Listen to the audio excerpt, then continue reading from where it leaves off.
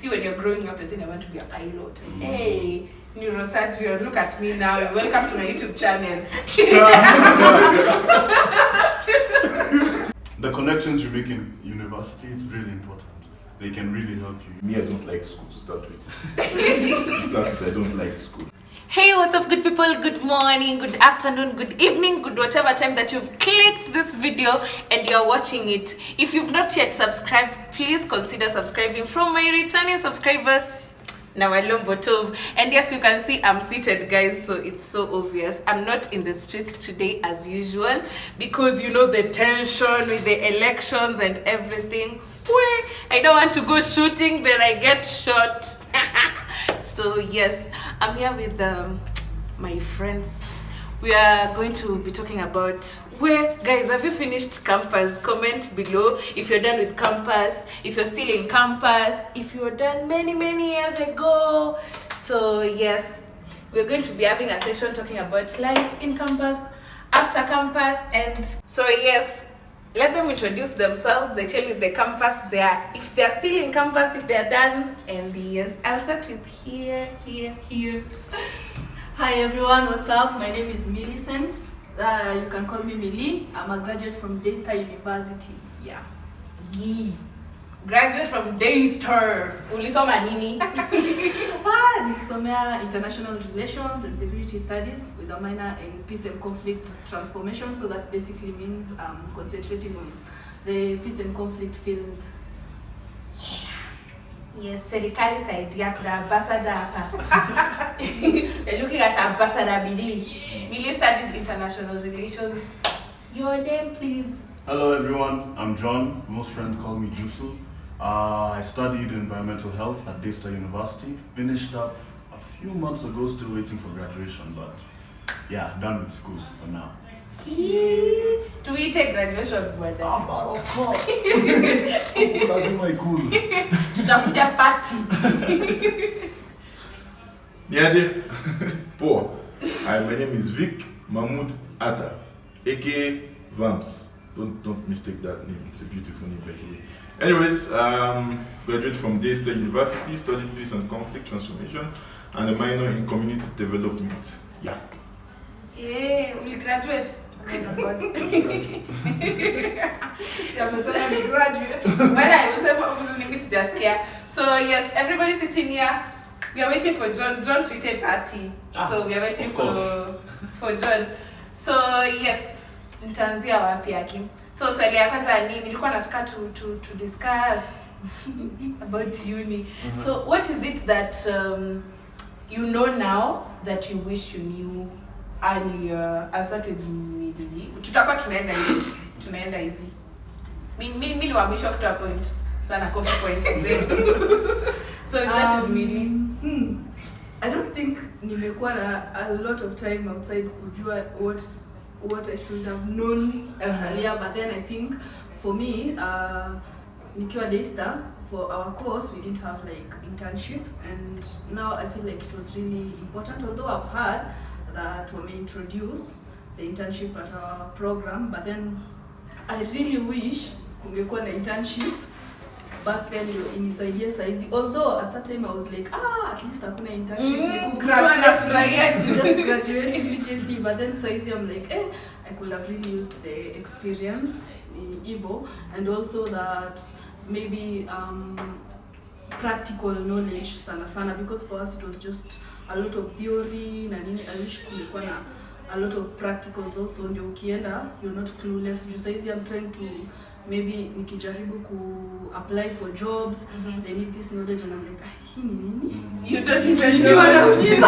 I don't know, I really wish I know. So that's basically it so far. So ni kosi yenu peke ndio mkwenda internship? Okay, kuna zingine zenye waendangi, but then kuna zenye wanaenda. But because zenye ni theory, a lot of theory, but no internship. Yote mko mnasherehekea yes hakuna internship. Because like unamaliza tu hivi kama umegraduate. I wish it wasn't like that now. So John. Me, I think the thing I can say is I knew before, but got to realize it once I finished, is that there's no step-by-step things of how life will happen. Yeah? You know, before joining or after high school, you know, after high school, Nishule, you know, there's like a timetable or schedule of how things are supposed to happen. Once you're done, it's you and the world. Once you're done, it's you and the world. I knew that before, but you know, now living it, it's like giving better perspective of how practical that is. Imekuhit. Now we do it different, man. Now we do it different. Yeah, for now, that's what I can think of.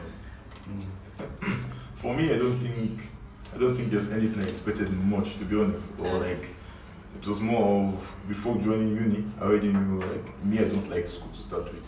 I don't like school.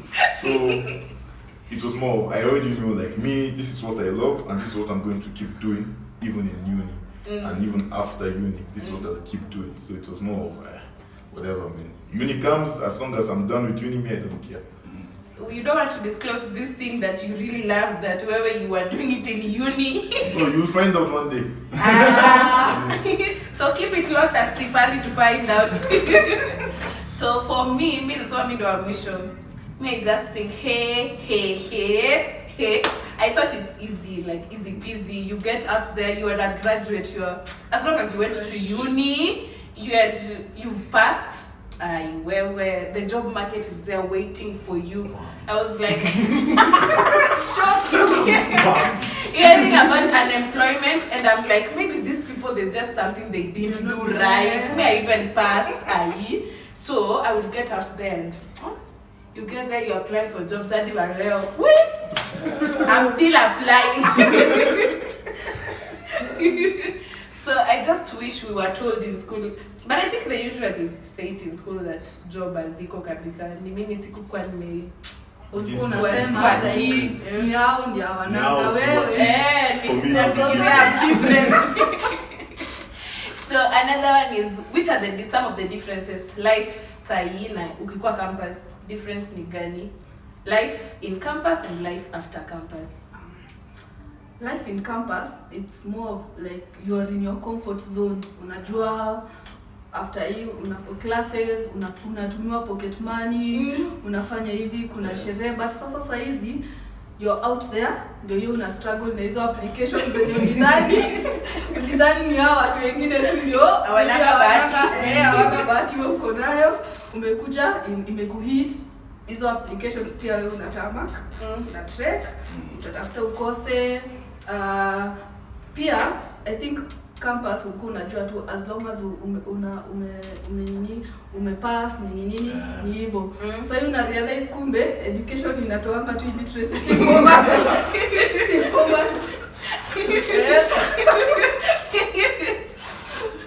So you're just poor, but you're educated but poor. Just poverty when nilikuwa nafikiria campus.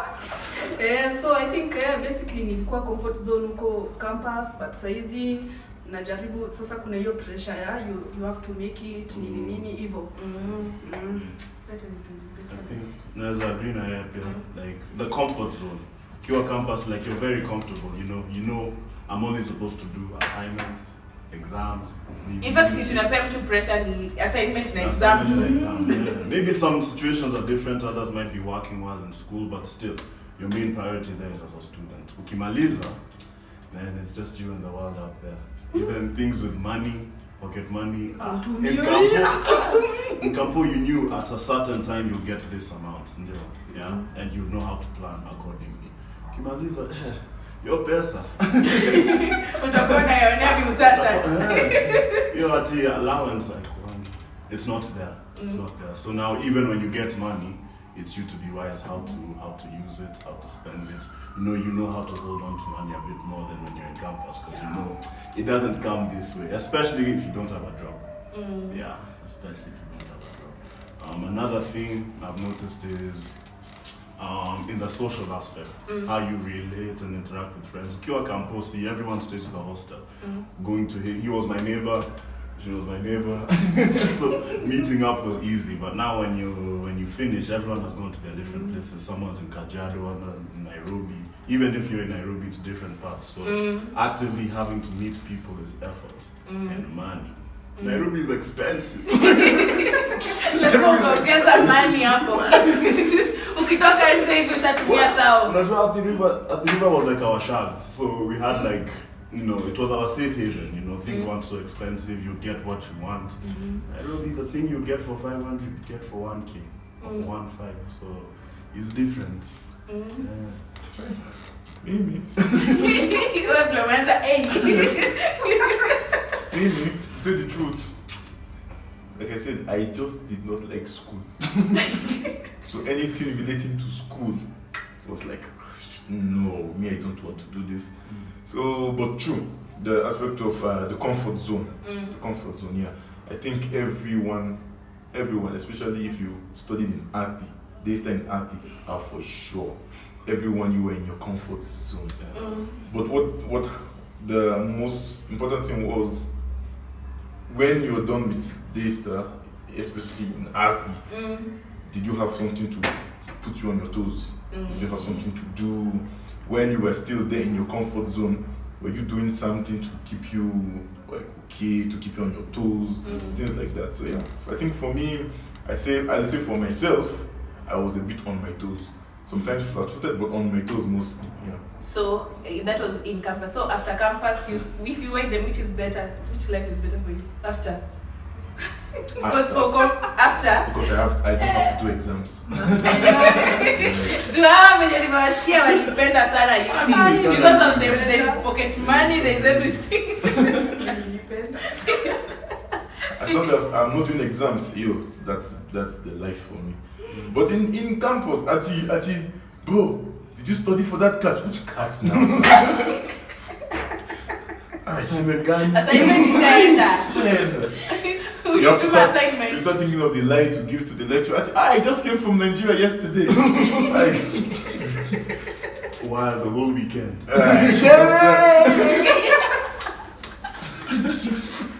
I think I was that person who kuulizana kama ulifanya your assignment, because I was always on toes like, hey, sir, you said that we should submit our assignment tomorrow. Today, this class means what We used to be in the same class. We used to be in the same class. Me and some of our friends were just behind. We were like, Yamaza, where? So clear. Watu wana stress na exam. Mi hata kasi sijasoma, mi sina stress. Sawa. No, like I really miss that. Allow uko na stress kwa nini? What's your secret? Mimi one thing, nikiwa class I'm very attentive. Like hata classes zenye tumeshare na yeye niko huko mbele, mimi ndio maybe nauliza maswali nini because sipendangi kuenda later alafu nianze kusoma tena, I lose concentration haraka. But then in class I'm there, I'm participating nini and then I remember. Ukishika ni hivyo. Nikishashika ni hivyo. So nikisoma niko tu sawa. Maybe I was a noise maker. When I was in the middle. Me, I was noise, I was serious. Mine there was no middle. I was on the middle. I was serious for 2 minutes. 2 minutes was so long. Immediately I get in the class, the first one lecturer was just like, sit in front, please. Sit in front. And that don't make noise. I've shared a class with you. To stop. Well, so for me, ile difference nimeona, adulting is a scam, guys. Big one. Unamaliza uni when there's some age, maybe 23. Let's say maybe the earliest watu maliza uni maybe they're 22. Or their youngest. So 22, 23, 24 hapo ndio watu wanamaliza. So you see you are in between mtoto na kukua mtu mzae unazeeka. So provisions are not there anymore. Vile mnasema do haikuji. Plus you are really facing life now. You are like, hey, it's real. I'm done with school. Next, wanasemanga kuna 4 rites of passage, but sijui nini, kuna marriage hapo. Next, you don't want to get to marriage. You don't want to get marriage kama hauko stable. Juu, basically ushamaliza, ushazaliwa, so you're done with birth. Naming ama ndio sijui nini ndio ufikie marriage. There is a whole many years here which school takes. Na sasa ushamalizana na shule. So the next thing is you want a job. And maybe now to stabilize your life now. Utaki kufika pale kwa marriage na you have nothing. You're bringing nothing to the table. And it's so on a glass to come.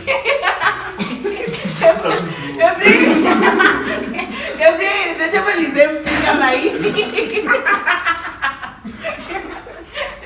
So mi na feel like kuna tu pressure, ndio maana watu wengi wako wanasuffer na depression, all these things. So it's really real. So another question, tukisonganga. So mlikuwa mention hapa, wewe umesema umependa sana hiyo life ya uni. So this time wewe umeongea sana, tushaanza na Vic huku. So unafikiria walisema walikuwa they really liked uni na walikuwa wanapenda hiyo maisha the comfort zone na nini. Kila mtu anapenda raha, nini sherehe, lazima tupige sherehe. So do you think people still want to continue with this type of life? No man, I mean, some people are going for masters. They still want to be students. Hawataki kuacha kwa students. They still want the provision from home. They don't want to face the reality of now na tamak na tafuta job. I don't think it's because they enjoy school. I think it's more because they don't know what they want yet. Most people, or at least some people I've talked with who are going to do masters or something like that. Some of them is because they don't really know what they want to do after school. Yeah. So the next thing is, you know what, let me just continue with school. So you find them doing, I'm doing masters, I'm doing this. You get, like I said before, if you don't have something to put your leg on before you leave school, right, or while you're in school, when you're out there, it's hard because the world is big, especially in Nairobi, there are a lot of things going on, you get, and if you don't try to put your leg somewhere, you'll be left behind, and you have to look for where to fall back to immediately. So you find people falling back to what? To school. I don't think there's anyone that really likes school. There are people, but I really don't think there's anyone who, if they're left to think visually, actually you want to go back to school. I like school. Are you in school, Sai? But you're working. So you're working. Are you working or you're in school? Niju sina pesa ya kurudi master. Niju sina pesa. Otherwise, ningekuwa huko alafu PhD. Straight up. But I feel that's just it. Most people, I was talking with a friend of mine just recently last week, right? She was like, she has those 2 semesters left to finish, but she's like, she wants to take a break, and I'm like, you're third year, you want to take a break, you have literally just 2 semesters to finish, right? And you're doing communication. In distance communication is like hell, because you stay there, you think you're finishing, what? You stay there, so it's better, the earlier you can get it done, the better. And she's like, I'm just 22, I have to do quick so that I just enjoy my life. I'm like, you can enjoy your life after you graduate. Do your 2 semesters, you finish those 2 semesters. Before graduation, this time you graduated in November, So before that time comes, you can use that 1 whole year to decide what you want to do. You can decide how you want your life to look like after you graduate. Some people after that period, they have that whole 1 year to decide, like, you know what, before I graduate, like him, he's working right now. He's doing something right now. And he's waiting for graduation. Now he already has work experience before he graduates. Now with that, he can decide to do masters. He can decide to do whatever he wants to continue with the work, or you get to continue the work or to do masters. And whoever sees his CV will be like, okay, nice. You graduated this year, but you already have a year work experience. Most people in Nairobi they're looking for 5 years, 10 years work experience. But you already have a year work experience. That means you have 4 years left. You get doesn't matter where you are working, as long as you know what you are doing and it's giving you something in your pocket. Yo, bro, man, enjoy your life, man. Like going back to school. When you're anti-school. No. I almost burnt down the school so that they can just give me my certificate. I go. He's not joking. I'm not prosecuted for this. For that. I have a friend who is thinking of the same. I don't want to name his name, but you know him. Hey! You just hope this video doesn't land in me. Hey! I really don't care. He'll see it. I'm talking to you, bro. You know it yourself. You know who you are. John, it's your turn. For the master's thing, I think a little bit of what he said. Sometimes it's more of not having an option after school. And another time, sometimes I feel it's also trying to put yourself into a higher position, Yeah. especially depending on the field. Sometimes bachelor's is not enough. Like in my field, honestly, bachelor's degree is not enough. You said environmental I health. did environmental health. It's like a high school degree for him. But I'm serious. Well, I'm serious serious. because like the levels I want to get, I'm competing with people who have PhDs and masters. Yeah, so you have to all keep that. getting higher. So for some others, like you have to keep going further. Like for me, for swap. Kwani ulikula samaki usiku? Ulikula samaki?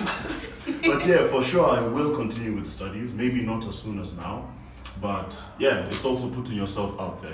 Qualifications as well. They all a lot of the jobs ask for years of experience, but also your degree. What degree do you have and all? And so I think those who go immediately, it might be situations of I've finished undergrad, jobs aren't coming. The jobs that are coming are volunteer. Like, hey, it's volunteer most of the time, by the way. Volunteer or unpaid internship, yeah. Or even when you get something small, it's not really related to your field. I'm working now, but it's not. Yeah, by the way, it's not really you up. But you the get something but that's the related. I You relate. just said pocket money is not coming anymore, so you have to find a way to get the money. So for some others, it's You're seeing chasing the situations- bag. Seriously, exactly. So you're seeing situations where you're not going to get immediate return from your undergrad, and so you feel going for masters is the next best step, puts you in a higher place where even if you might not have as much job experience, like 10 years or so, you have a master's to back it up, so that's better than Nairobi. That's Nairobi, it's But not the funny thing Nairobi. is, it's still not guaranteed, even with the masters Yeah. and PhD, it's still not guaranteed. There's so many people in Nairobi who don't even have like a degree to even start with, but they're working in high places. In high places. In connections. Out there, it's your skills that pay you. Actually. Honestly, it's your skills that pay you. The Out skills you here, get, you hope to get it from a Yeah. degree and all, but it's your skills that get that pay Yeah. you. If you can find it other ways, by all means, do By it. all means, if it's to do juju, do it. Not the juju, but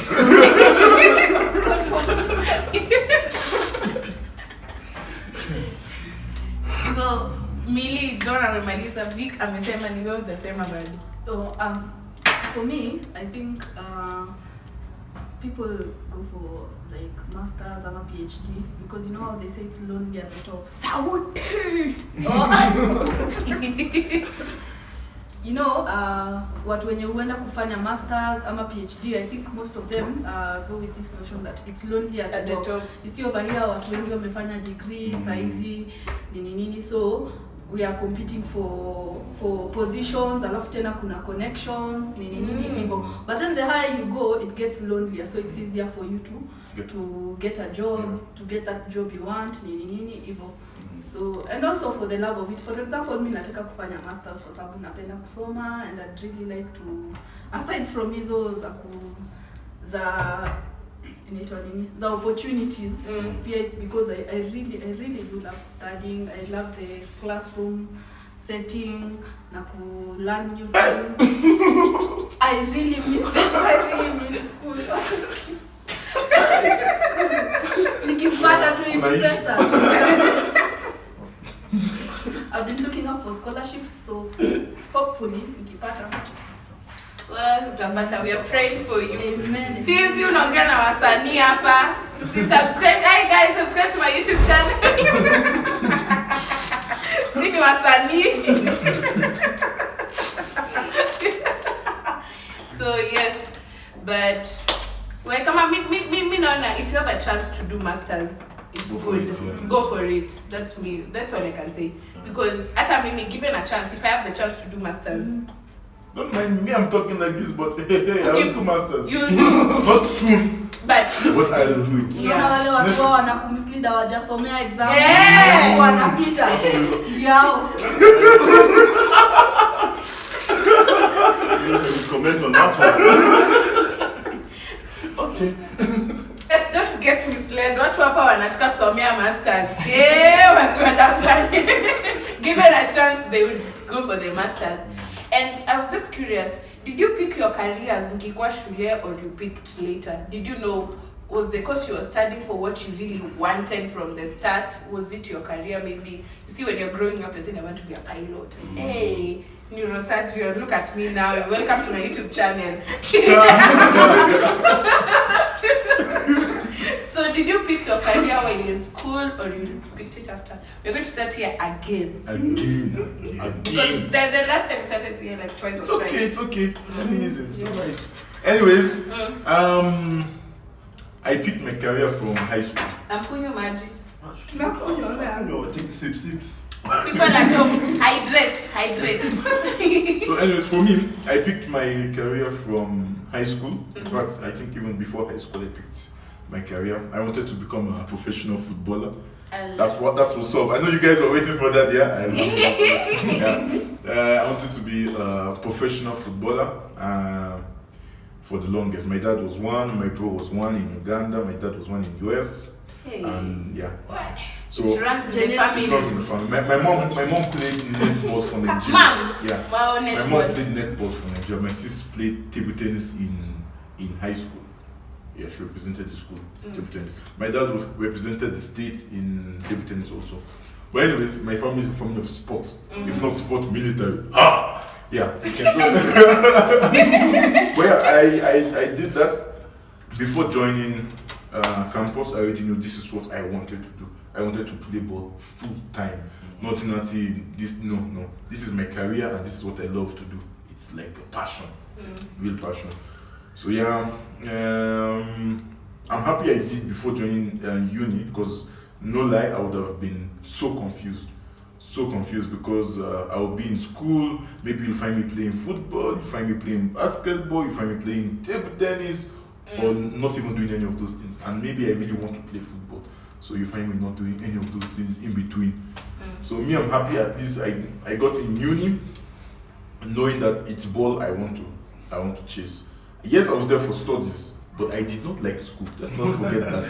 I did not like school. Yeah. So, quick question to you. Do you think it's mtu anafaa kuchagua career according to their passion or according to maybe parents can tell you what to study or what? Unafikiri mtu anafaa kuchagua je career? Like how did you let me start by saying this, yeah? If you let your parents choose for you your career, then there's a problem. I feel like that's how if your parents should be the one to tell you, by the way, you should be a footballer. I feel like there's a serious problem. Or your parents should tell you, go to school and study this. I feel like there is going to be a serious problem. Even if not immediately, later on you'll find out that, I did not want to study this, by the way. You get, there's a friend of mine back in Athi right now. He was doing computer science also. After doing 3 years, after doing 3 good years, yes, now how to start all over again in days that doing international relations. So that is 4 more years after he had to start again. Now that is what he wanted to do. So you see, like, don't let your parents choose for you.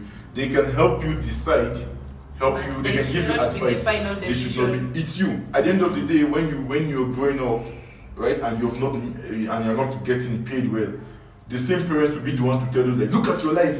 It's true. It's still them that will tell, look at your life.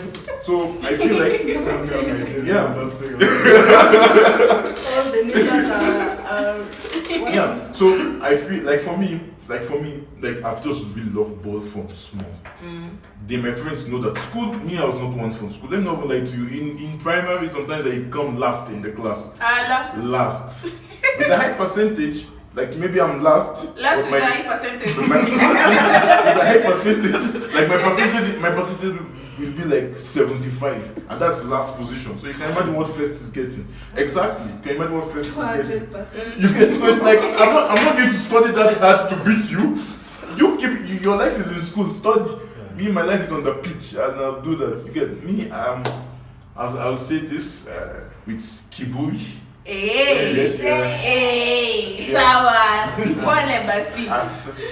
love what I do, and I do what I love. You get, and a lot of criticism comes with it, but it's what I love to do. You get, and at the end of the day, today as I'm talking to you, I get paid from doing that, from doing what I love, right? And that's for me. That I will not choose any other thing. Yeah.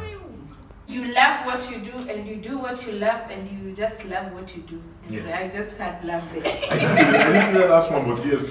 No, you said you love what you do. And I do what I love. So which team are you currently playing for?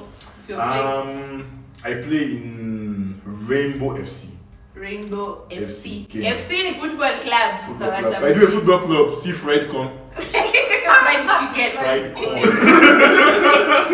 You can see why I didn't like school. So Rainbow FC. FC, yeah. Which level is your team right now? We recently won the Division 2. We got promoted to Division 1. Yeah, so the season hasn't started yet. Still waiting for pre-season also to start. But yeah, I'm happy because we keep going higher, I had a set plan.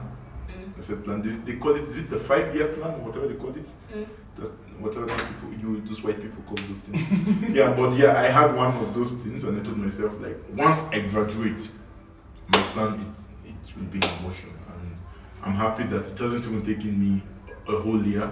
Literally, literally in that 1 year, in this same 1 year, I've left my former team. I've gone to another. In fact, I did not go for a trial. Former team is a school team. Yeah, this.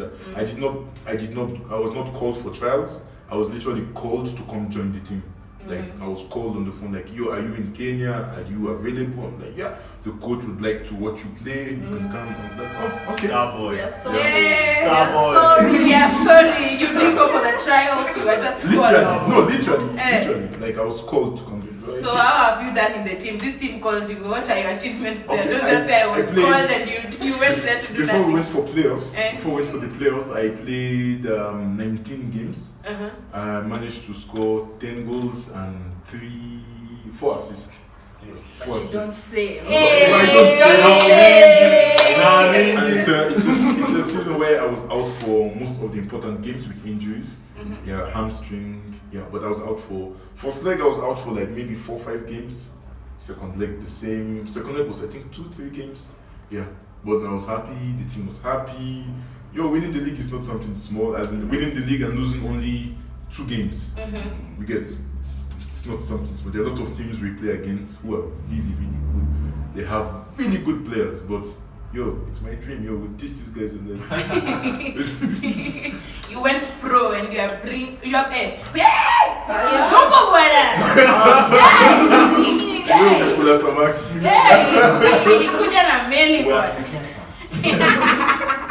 So you're being a pro in the team. Yes, I'm trying to be a pro. Right now, I tell myself right now I'm semi-pro. Right now, that's what I tell myself. The one in Kenya, if I'm not wrong, should be professional level. Yeah. So I tell myself it's semi-pro. I don't want to settle don't want to be that comfortable and like, I'm there. Nah, I still want to keep Mama, going. you made it. Yeah, my mom has not made it yet. Relax. I want to keep going higher and higher and higher. Yeah. John. Yeah. As for me, it changed. Yeah. While I was in high school, I think we had the same career path. I wanted to be a professional footballer.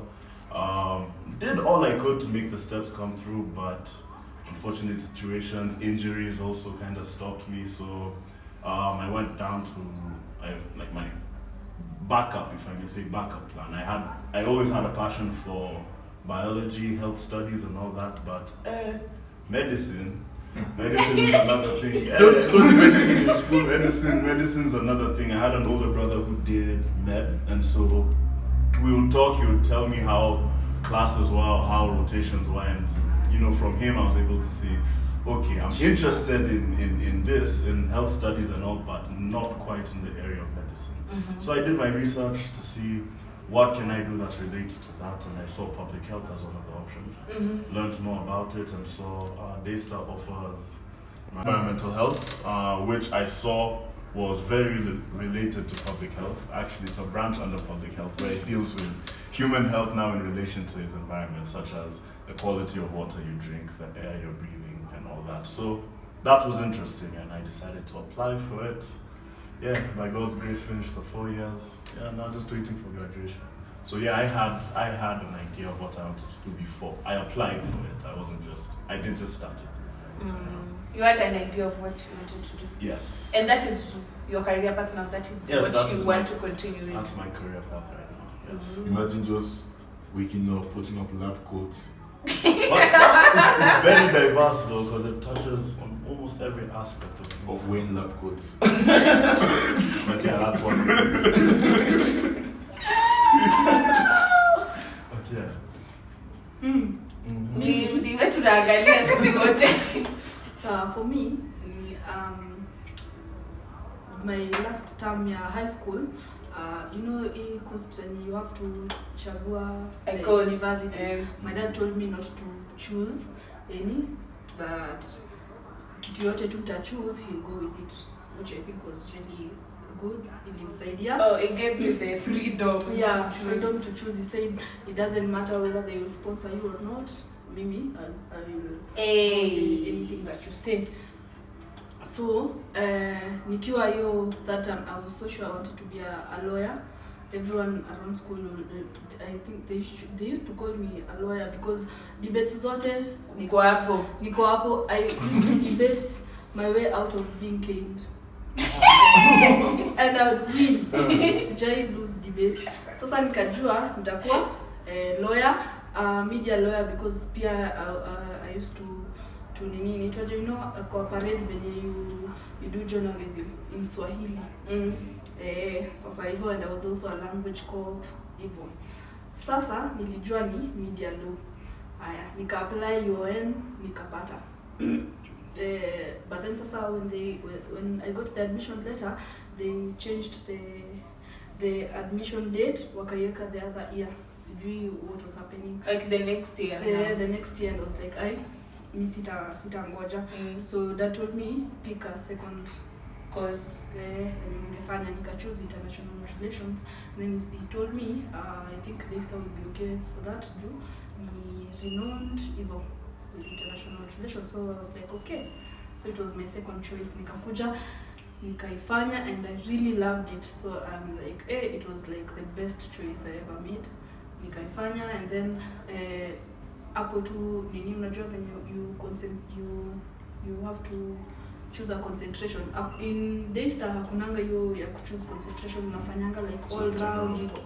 But then nikiangalia, I sat down some other time, nika decide hadi nilichukua like personality test, nika nini nika research. I have it on my diary. Nika research on the careers I could pick nini, and surprisingly mediation ilikuwa hapo, diplomacy hivyo, lakini kenye mimi nilikuwa nimependa ni peacekeeping.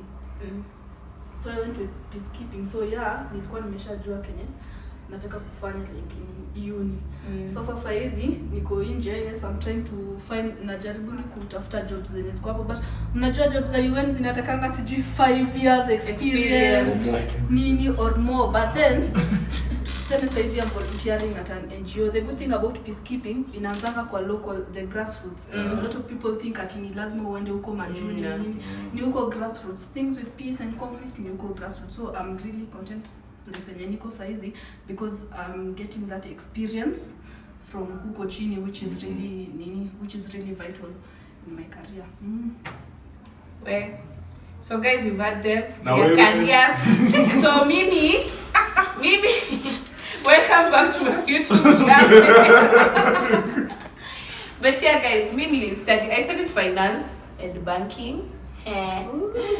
So, but for now, welcome back to my YouTube channel. Lakini mkinipea kazi pia siwezi kataa. I can still do it. For now, in full time, I can make it part time mkinipea your job. So yes, final statement as we close up. Watu wako shule mnawaambia nini? Wacha sasa tuanze na you are ready sana. But I wanted to start you're so ready. It's okay. Because we've not started him at any point. Uko ready ku advise watu wa shule na upendi shule. That's why I'm ready to advise. I'm so ready for it. Lakini acha basi tumemwachia acha tuanze basi na John. Juko ready tunarudi tu kwako. Mimi. Junior advice naangalia. Angalia. My advice is the connections you make in university, it's really important. They can really help you, you know. We usually say utapatana huko, but it's true. Like you don't know where this guy can help you or where this other friend of yours can help you. So yeah, take them seriously, you know, be intentional with your friendships because we move together, so we can all help each other as we grow. So take those serious. First of all, what me I will tell you guys is make meaningful relationships in uni. By the way, that's where to make copy your point to go. That was my main point. That shows how important it is. That was my main point.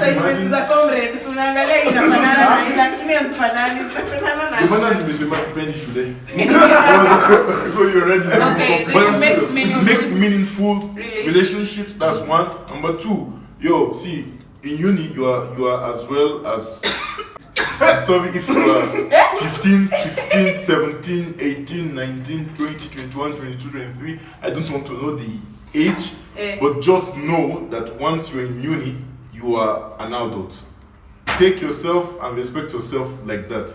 Don't let anyone tell you something and make you seem like you are not where you're supposed to be. So I want them to know. See, I can even stand up for you. Career path motivational speaker. They don't know. For me, kai sitaki kuokopi hizi assignments. And you're the one that likes Lakini ni important, but then also ukiwa uni live in the moment. Wacha ku stress about the future while you have the present. Like have fun there. Have fun. Have a lot of fun over there. Kama ni assignments, do it on time. Like you can always have fun. Cautiously. Have fun and still perform. Yes. Uende mashere lakini pia shule usilegeze. Like remember, focus on the ball. Don't focus on the side shows. Hizi side shows zitakuwa lakini at the end of the day utreni nini imekuleta hapo. Also remember that saizi venye uko kwa comfort zone, ukitoka huku nje ni ukweli venye wanasemanga ni ngumu, so ukwe prepared ndio usipate disappointments. Hivyo networking ni important. Hiyo ndio itakusaidia uko mbele. Unajua kujuana ndio itakusaidia uko mbele. Kwa hivyo ni basically tu nimekopi kusema ndio kitu tunacheka hapa. Huyu alianza na connection. Atapata 20, utapata 70, utapata 0. Huyu alianza na connections, huyu akasema meaningful relationships. So umekuja na network. You see different ways. But it's true. It shows how important it is actually. Yeah, I think that's it. So guys, mimi kama mnangoja niseme kitu. I'll tell you ni tough, but you have to know yourself. Ndakopi hapa ma points ni adjust kidogo. You're already an adult. Kitu sikudanganya ati me I'm a student. You are a student but you are an adult. Alafu wewe tulia.